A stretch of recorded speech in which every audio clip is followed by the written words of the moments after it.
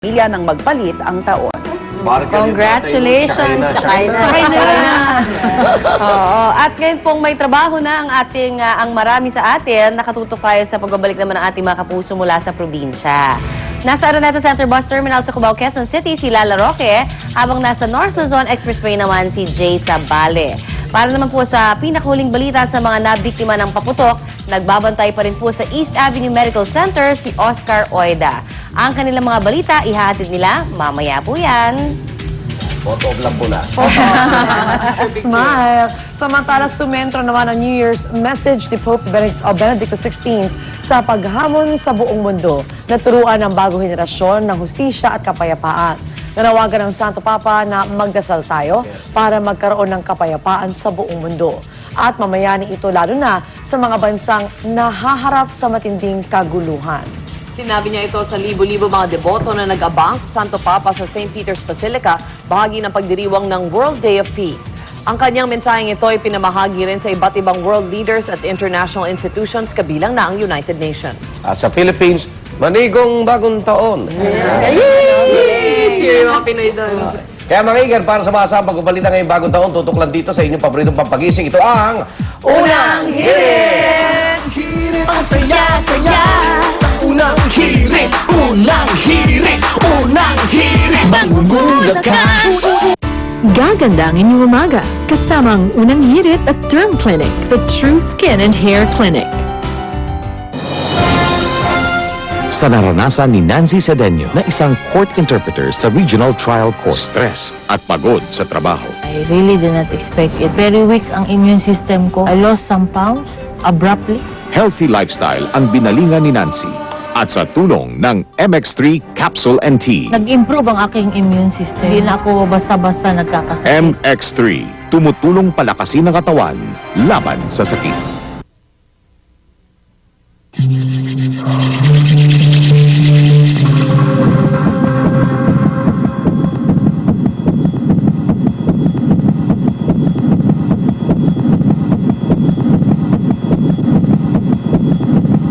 Talaga? Yeah! Have a twisted good time with Goya Pretzel Twists. Sa akin, Goya Twister Real Pretzel. Enjoy life, enjoy Goya! Pwedeng manood! Mataas ang kuryente ko ngayon, no? Dita, bakit di ka mag-downy? 5 pesos lang, pero mapapadali ang plancha. At sa 1 hour tipid sa plancha, 5 hours pwedeng mag-TV. The best 5 pesos I ever spent!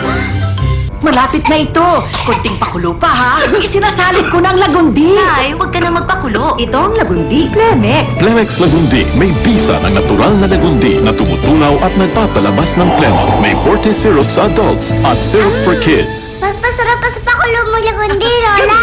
Lola, huwag ka na magpakulo. May baon na si Daddy. Don't forget your Plemex, ha? Plemex Lagundi. Syrup and tablet. Basta Lagundi, Plemex! Napudok ito, ha? I have co-created with Sunsilk a new range with breakthrough straight lock technology that keeps hair straighter as it dries. So hair stays beautifully straight and incredibly aligned. New Sunsilk Expert Perfect Straight by Yuko Yamashita. Sa unang hirit, servisyong totoo, unang hirit, ang saya-saya. Sa unang hirit, unang hirit, unang Okay, nagbabalik po ang Unang Hirit. At narito mga balitang dapat nyo malaman sa ating Top Hirit. Bumaba man ang bilang ng mga nasugatan sa pagsalubong sa bagong taon, dismayado pa rin ang Department of Health sa resultang ito sa kabila raw kasi ng pagbaba ng 13% ng bilang ng mga nasugatan. Ikinalungkot nilang karamihan sa mga biktima ngayon, ang edad po 1 hanggang 10 taon lang. Ayon kay DOH Secretary Enrique Ona, dapat daw pinagbabawalan ng mga magulang ang kanilang mga anak na nasa ganitong mga edad sa pagpapaputok. Sa kabuuan, umabot sa 476 ang bilang po ng mga nasugatan ngayong taon, 454 sa kanilang biktima ng paputok. At eto na, 18 po tinamaan ng ligaw na bala. At 4 naman ang kaso ng firecracker ingestion. Talagang maraming gutom, ano? Sa assessment ni DILG Secretary Jesse Robredo, naging payapa ang pagdiriwang ng bagong taon sa pangkalatan. Ngayon sa laring pikulo Ibig sabihin, naging matagumpay daw ang kampanya ng mga ahensya ng gobyerno kontra sa pagpapaputok Sa kabila nito, pananagutin naman ng DILG ang sinumang pulis sa patunayang nagpaputok ng baril sa pagsalubong ng bagong taon. May mga natanggap daw na report si Robredo na may lumabag sa kanilang kautusan laban sa pagpaputok ng baril. Kaya agad daw niyang ipinag-utos ang random paraffin testing sa mga pulis. Sekretary, huwag ka naman mambola na epektibo. Sa Davao, effective. Kasi sinabi ng mayor doon, no? Talagang pag nahuli nila yung magpapaputok, kulong yan. So, pwede naman ipatupad pala sa isang lunsod. Pwede naman sa buong bansa. Di ba? Hindi na siguro sabing KJ naman. Ang dami ng pinsala, eh. Oh. Ay, wag. Hindi pwede. Hindi na eh. Yung mga flights. Hindi na eh. Hindi ka sa ulo eh. Kaya yung sabing tagumpay, malabong tagumpay. Kung may mga nagpaputok, namatay. parang ano na lang, citizen's arrest, pwede naman siguro yun. O kaya, I'm sure maririnig naman ng kapitbahay. Oo, may pero matagal na may hindi gumagawa ng citizen's arrest. Oo nga, meron na, may karapatan. Gawin yun, di ba? Kasi katulad sa sabi ni Connie, posible na yung mga gumagawa niyan, yung mga unregistered, yung mga Kasi gumawa na sila ng simple, nag-tape na sila, mahiya naman na Tsaka sila. ito, hindi ito babaril ng patago. Oh, hindi. Kasi ito na magmamalaki. Mayabang nga siya eh.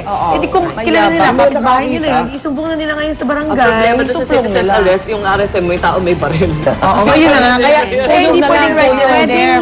Pero sana, isumbong nila sa barangay, or di ba? Text brigade. Diba? Kasi yung bagsak ng bala, paano mo ititrace yun, di ba? Saan ang galing yun? Totoo yan. Okay, hanggang January 5, imo-monitor po ng Department of Health ang mga biktima ng paputok. Kaya tuloy-tuloy din ang ating pagbabantay.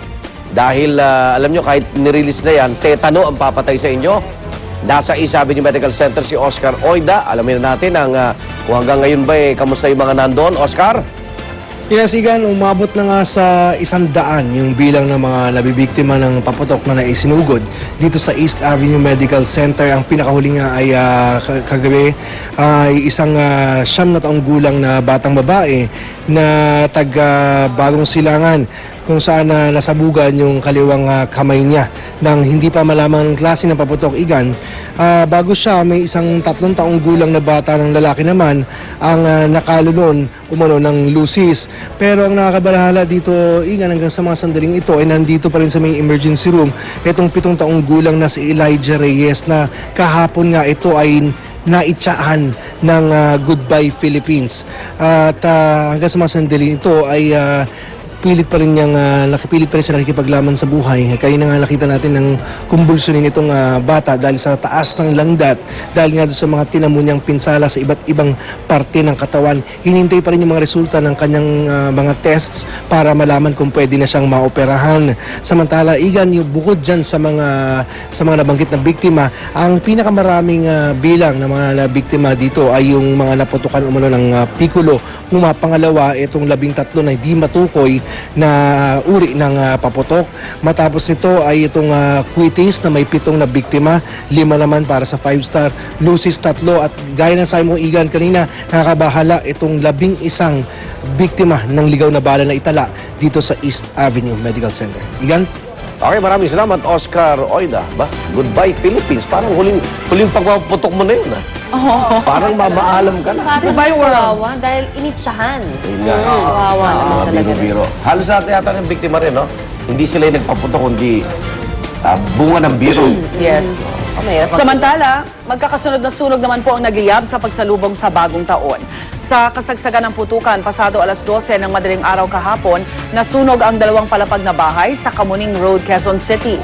Sa inisyal na investigasyon ng Bureau of Fire Protection, sa unang palapag nagsimula ang apoy na kumalat sa kadikit nitong antique shop. Pasado alas 2 naman po ng madaling araw kahapon na magkasunog sa isang residential area sa Primero de Mayo Street sa Barangay 88, Pasay City. Tinatayang 60 pamilya ang nawala ng tirahan dahil sa sunog.